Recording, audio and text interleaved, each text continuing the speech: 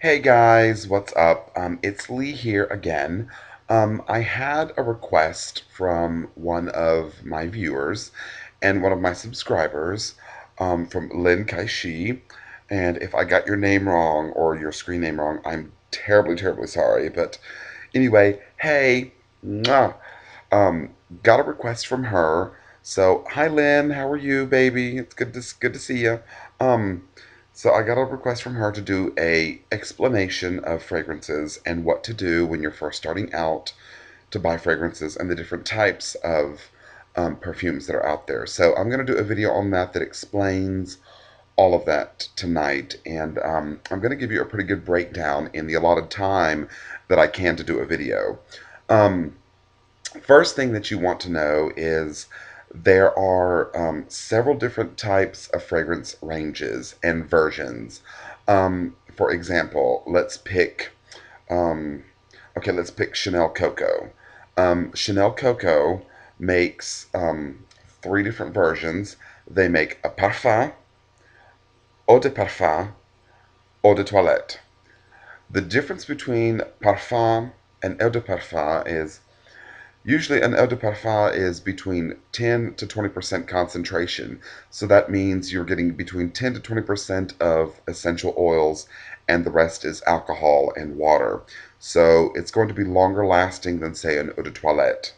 Um, in the parfum version, which is the purest form of fragrance that you can possibly buy, there is nothing stronger or purer than a parfum version or parfum. Um, that's usually between 20 and 40% fragrance or essential oils. So that's the purest form, and it's also the most expensive form of fragrance that you could possibly buy on the market.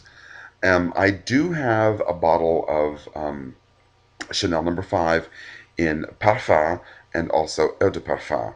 So I have them both in both versions. Usually a Parfum is going to have more of the perfume's heart right at first sniff.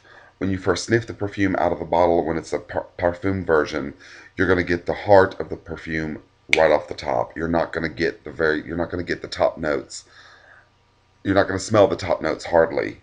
Um, so what you'll have is when you put the perfume on in the parfum version or the parfum version, you're going to smell the core of the perfume right off the top, along with the top notes. The top notes are also blended with the middle notes, and then on dry down, that's what you smell for the remainder of the day. And usually, a parfum is going to be the longest lasting, anywhere between 12 to 15 hours.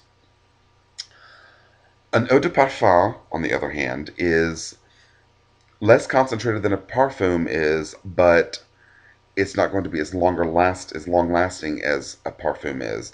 And it's usually between 10 to 20% concentration. Sometimes it's right in between at 15% um, essential oil concentration.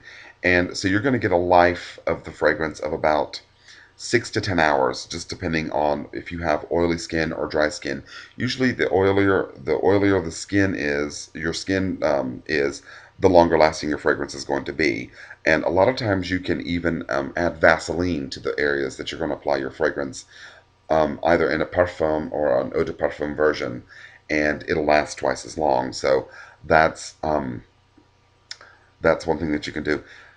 Let's move on to the eau de toilette. An eau de toilette is nothing more than 5 to 10% concentration, usually right in the middle. So it's probably 7.5% concentration. And the fragrance life of an eau de toilette is um, about 3 to 4 hours. So it really doesn't last long at all. It's just like a light freshing of the fragrance just to keep yourself. And usually, in most of the time, most design houses will make their eau de toilette. They will make them a different version completely. I mean, it'll be a totally different scent. It's still the same perfume and it's still the same fragrance name, but it's a totally different scent than, say, a parfum or an eau de parfum. Now you've got your body mists.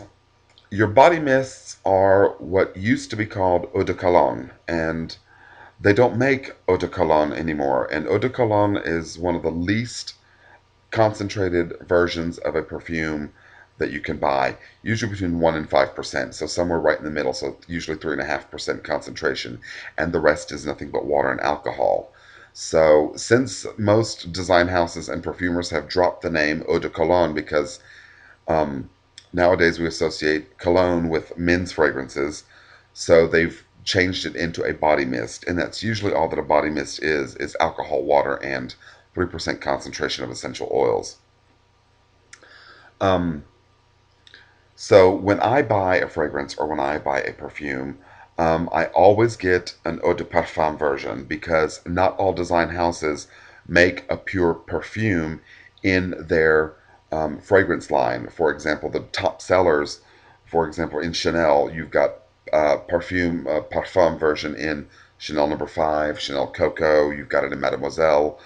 Um, and I'm not sure about the others because I don't wear the others that Chanel has to offer, so I'm not sure if they've got a parfum version or not. Then they have an eau de parfum, and then they have an eau de toilette. So, but I always buy an eau de parfum or a parfum if I can find it. But you're going to get the best for your money buying an eau de parfum because you're going to get a fragrance that's going to last longer, it's going to be more intense, and it's going to stay with you throughout the day. So you don't have to constantly reapply. Because if you buy an eau de toilette, yes, you might spend less money, but in the long run, you're going to spend more because you're going to use that fragrance twice as fast. So when you're buying your fragrance, this might be a two-part series, guys. So just remember, this is probably going to be a two-part video. Um, when you're buying a fragrance, first of all, you want to know if the scents fit your body chemistry. And a lot of times, a scent will smell good on the card, but when you actually get it on your skin, it smells horrible. Um, and that depends on a lot of things. That depends on your diet. It depends on your sugar intake. It depends on a lot of things, whether you perspire, whether you don't perspire, whether you wear an unscented deodorant, whether you wash it in unscented shower gel, whatever. It depends on a number of things on whether a fragrance is going to fit your body chemistry or not.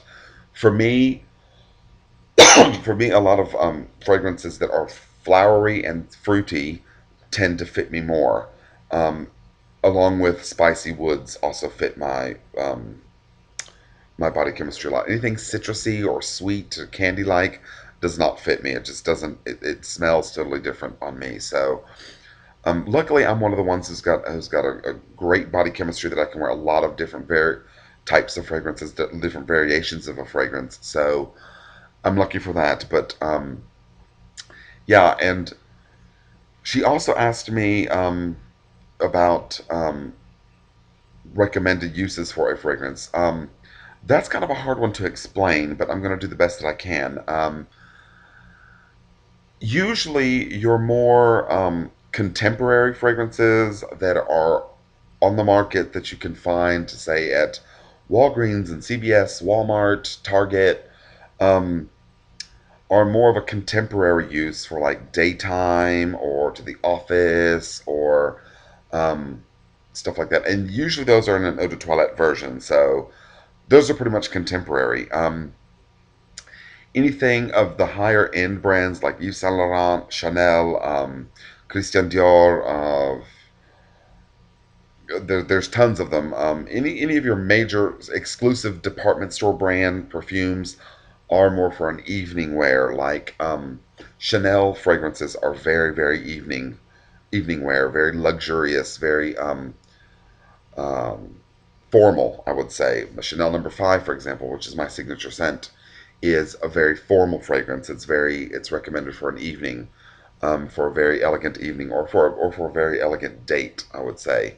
Um, the ones that I use that are contemporary that I wear to the office would be Paul Sebastian Design. I wear it every day to the office, and it's a contemporary fragrance. You can wear it to the office. You can wear it in the evening just to hang out with friends or whatever.